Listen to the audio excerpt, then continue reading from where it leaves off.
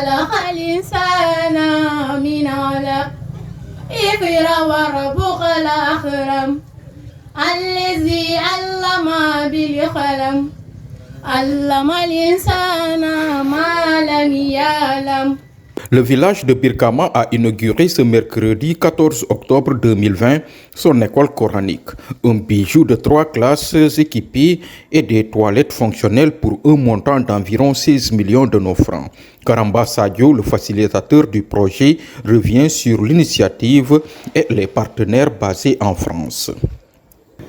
Moi, ma philosophie était de bien faire et de bien construire une école arabe digne de son nom. Parce que les partenaires m'avaient proposé de faire une mosquée. Je les ai dit que la mosquée c'est bien. Mais du fait de construire une école digne de son nom, avoir des élèves qui peuvent apprendre l'arabe et qui sont demain des enseignants ou des oulémas ou des imams, c'est plus mieux. Et Dieu a fait qu'ils m'ont répondu à cet appel. Et aujourd'hui, ces partenaires qui sont, est-ce que vous pouvez nous rappeler le nom de ces partenaires? Oui, les partenaires que je peux vous donner les noms, il s'agit de Ahmed Tadjer, qui est toujours présent à notre appel. Et aussi, je pouvais vous dire que l'école a été construite presque à 90% par l'un de ses amis qui s'appelle Montacher, qui l'a fait à l'honneur de son papa, Maziani Mohamed. Il y a Rachid qui est dedans et mon oncle qui est d'un Terembassi qui s'appelle Blaise Mané. Lui aussi a contribué pour ouvrir cette école. Et c'est à coût de combien de nos francs? Bon, c'est à 16 millions de nos francs CFA, environ 24 000 euros. Et aujourd'hui, concrètement, quels sont les éléments qu'on trouve dans cet établissement? Dans cet établissement, nous avons construit 3 salles de classe et 3 box qu'on appelle les toilettes et 15 tables bancs par salle de classe, équivalent de 45 tables bancs à l'école. Aujourd'hui, quelles sont les perspectives pour ce projet? Les perspectives, ce n'est que de tendre la main aussi aux partenaires pour leur dire que c'est vrai qu'ils ont beaucoup fait pour cette école, mais je leur tends encore la main pour leur dire de nous augmenter le nombre d'établissements parce qu'on en a besoin encore. Et présentement, est-ce que vous avez d'autres actions dans la zone? Bon, pour le moment, on ne s'arrête pas ici. On est dans la zone de l'autre côté qu'on appelle le Boudier, de l'autre côté du fleuve, à Nguindir. Et bientôt, ça reste quelques réglages. Bientôt, on va achever les travaux de Nguindir. Et on a mis le toit, il ne reste que la peinture et des petits détails. Qu'est-ce que vous êtes en train de faire là-bas réellement à Nguindir? À Nguindir, on a construit 4 salles de classe, 3 toilettes. Et chaque salle de classe, il y a 15 tables bancs par salle de classe, équivalent de 60 tables bancs à l'école. Une valeur de 19 millions de francs CFA. Et aujourd'hui, cette école est construite. Est-ce que vous avez pensé à une clôture? Bon, comme je l'ai une fois dit, la clôture n'a pas été à notre, dans le programme, mais on peut l'envisager à parler aux partenaires pour leur expliquer que pour avoir une école de la sorte, il faut avoir un mur de clôture pour assurer la sécurité des élèves. C'est une cérémonie officielle richement colorée qui a été gratifiée aux populations après la lecture du Saint-Coran. Plusieurs personnalités ont pris part à cette cérémonie, mais pour des raisons de pragmatisme, nous vous proposons les interventions de quelques-unes. De nos enfants. Cette école, vous la devez à Karamba Sadio, votre fils, qui a su nous expliquer à quel point Birkama avait besoin d'une école. Mais vous la devez surtout à notre frère Montassé ainsi qu'à sa famille qui ont voulu financer intégralement cette école en hommage à leur père Mohamed Mezinia et leur frère Mohamed Mezini. Que Allah leur fasse miséricorde.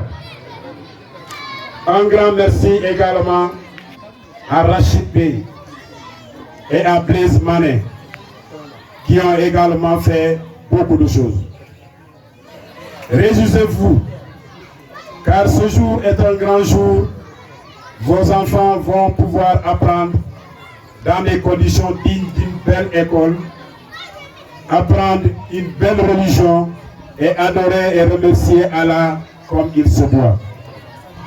Je demande à Allah de récompenser tous ceux qui ont participé à bâtir ce beau projet, qu'il nous guide tous sur le droit chemin et qu'il guide sur le droit chemin tous les enfants qui fréquenteront cette école. Je demande enfin à Allah que l'on puisse tous.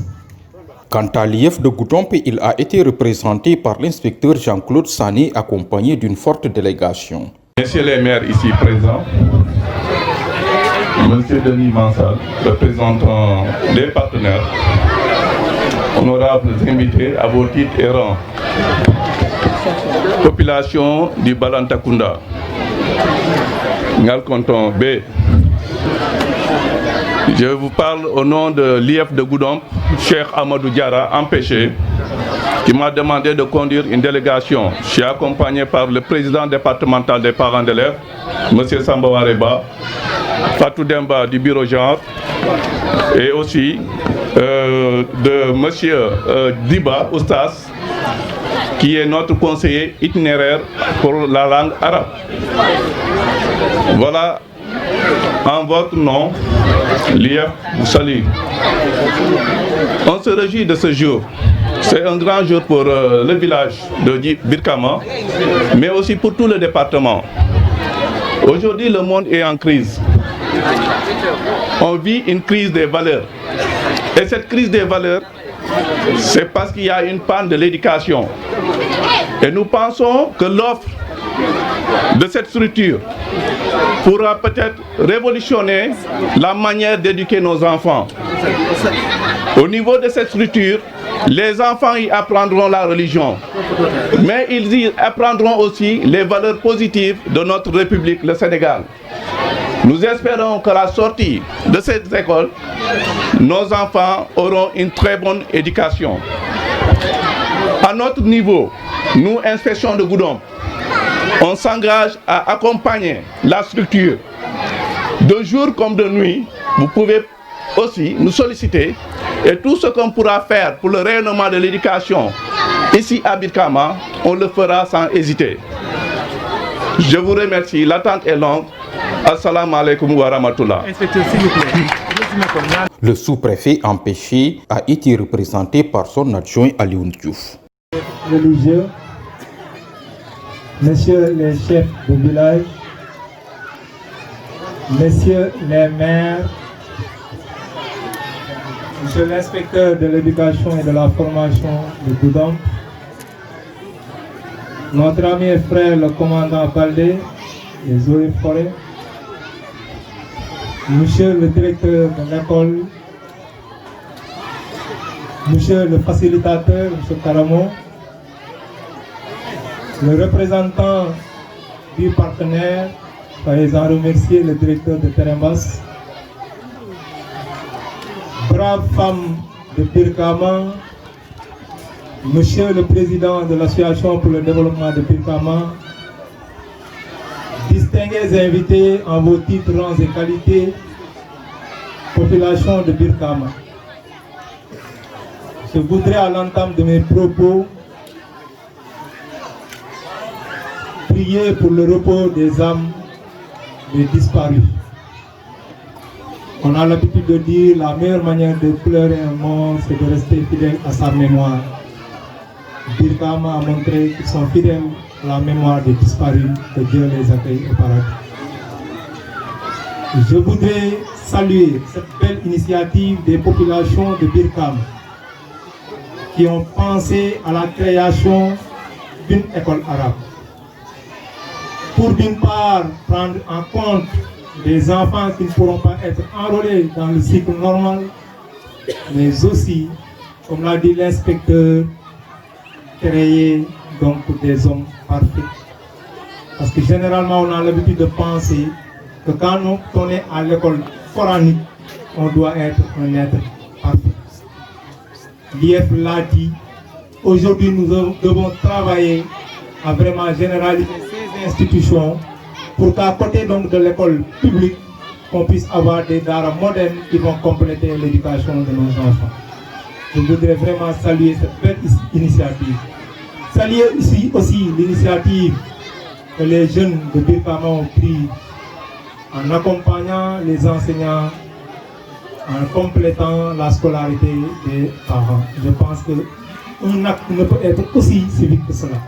Et je vous encourage à persévérer dans cette lancée. Ce que Birkama a fait aujourd'hui, c'est tout simplement ce que le président de la République avait dit, John Fitzgerald Kennedy, je pense bien. Ne demandons pas ce que notre pays doit faire pour nous, mais demandons ce que nous devons faire pour notre pays. C'est ce que les gens de Birkama ont fait aujourd'hui. Et ils ont été donc assistés dans cet ambitieux projet par un jeune, conscient des mutations donc de l'heure et soucieux donc du développement de sa localité, M. Karamba. Soyez-en remerciés pour tout ce que vous avez fait et que Dieu en tout cas vous aide à continuer dans cette lancée. Ils ont trouvé sur leur chemin Karambo qui, grâce donc à ce partenaire, comme l'a dit le directeur, a pensé accompagner la population en construisant ce beau bijou que nous allons tout à l'heure inaugurer.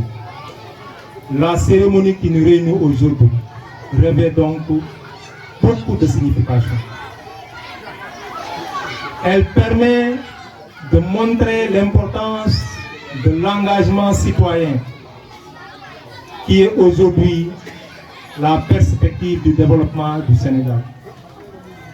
Elle permet aussi de montrer qu'au-delà des clivages politiques, il est possible de s'unir autour d'un essentiel, le développement de la localité.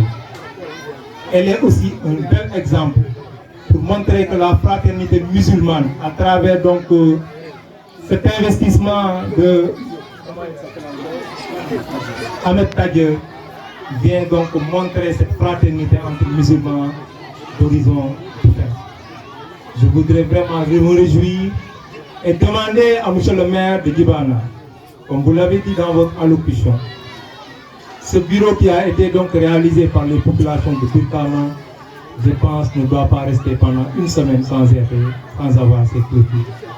Je vous demande de travailler à installer donc les toitures le plus rapidement possible pour que le bureau soit fonctionnel donc dès la rentrée. Je pense que la population attend de cela, puisque comme on l'a dit, je sais que le maire est en train de beaucoup faire donc pour l'éducation.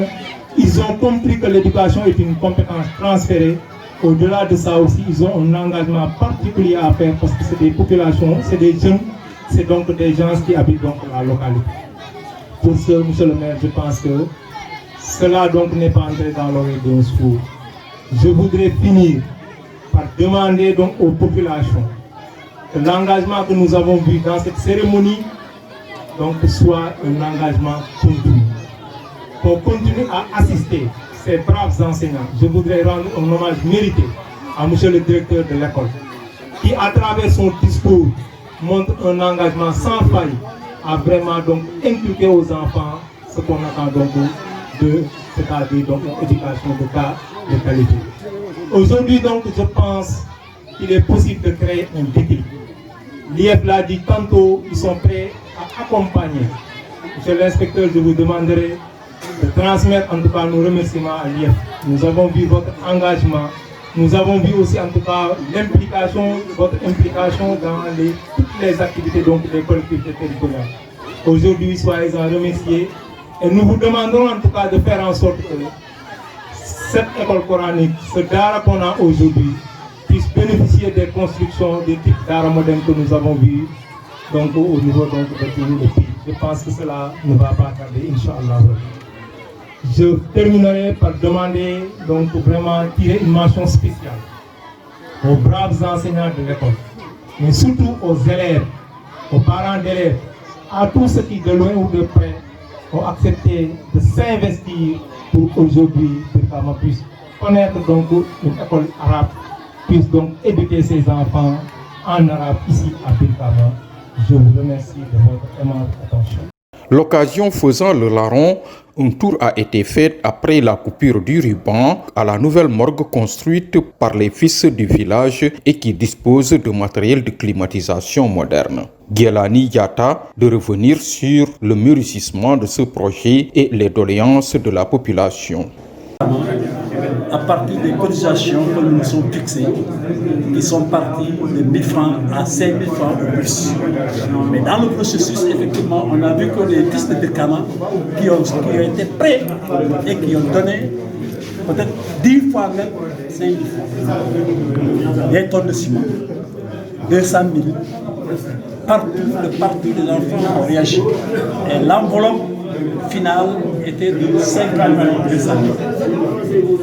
C'est à partir de ces 5 200 000 que nous avons pu réaliser cet ouvrage. Pourquoi? J'avais dit tantôt que nous avons enterré nos parents sous la pluie. Nous avons enterré nos parents en pleine nuit. Nous avons enterré nos parents sous un soleil ardent. Nous avons enterré nos parents pendant que leurs enfants absents souhaiteraient les voir. Quand nous avons tiré la conséquence de tout cela, nous avons dit qu'il faut honorer les morts et répondre à la sollicitation des enfants de Birkama qui sont à l'extérieur. C'est cette motivation, c'est cet engagement qui a poussé tous les enfants de Birkama dans un élan de solidarité pour réaliser cet ouvrage qui, au finish, nous a coûté 4 950 000. Il est alimenté avec une climatisation du dernier cri. Parce que qui dit chambre de froid pose d'abord le problème de climatisation. Une maman est décédée hier à 16h, et puis hier à 16h, elle était couchée. Elle vient de quitter, ça ne fait même pas 30 minutes. Mais Dieu merci, son corps même était déjà congelé. Donc ça veut dire qu'aujourd'hui, Birkama se réjouit et invite tous les autres villages. Tant qu'il y a un corps qui doit être gardé, qu'ils n'hésitent pas à rencontrer immédiatement le comité de Birkama. On est prêt à garder tous les corps, sauf s'il y a un jour excès de place. Donc cette morgue est pour Birkama, mais elle est aussi pour toute la communauté, pour tout le département de Goudomp. Le problème fondamental, on ne peut pas parler de morgue sans parler d'eau. Vous voyez, quand nous avons nos morts, on est obligé d'aller chercher de l'eau dans les puits. C'est pourquoi nous invitons les autorités administratives, les autorités politiques, d'aider Birkama à régler définitivement son problème d'eau à partir des robinets. Aujourd'hui, ce village est le plus gros village de la région de Sédhiou, avec près de 7000 habitants, sans eau. Ça, c'est cuisant comme problème. Lorsque vous dites nous avons une morgue, tout de suite les gens vont penser qu'il y a déjà un poste de santé. Non, Birkama se soigne dans une case de santé. Donc les enfants de Birkama, quand ils sont malades, on vient les consulter et les évacuer parce que nous n'avons pas de poste de santé. L'autre urgence, c'est qu'aujourd'hui, 7 millions d'habitants ne peuvent pas se soigner dans une case de santé. 7 000 habitants ne peuvent pas se soigner dans une case de santé. L'autre urgence, c'est l'obtention d'un poste de santé. Nous avons un dossier qu'on a conçu en tant que fils de Birkama, que nous allons mettre sur le circuit administratif. Mais nous sollicitons aussi nos autorités politiques à pencher, à réfléchir, à imaginer des solutions pour que Birkama aussi puisse avoir un poste de santé de son nom et permettre à ses enfants de se soigner sans bouger. Voilà les dernières doléances que je voudrais porter à l'intention de M. le préfet, à l'intention de M. le maire de Guibanab et à l'intention de tous ceux qui peuvent aider Birkama à régler définitivement son problème d'eau et le problème d'un poste de santé digne de son nom. L'exemple de Birkama mérite une large vulgarisation. C'est pourquoi nous leur avons fait ce grand reportage afin que les voisins puissent s'en inspirer.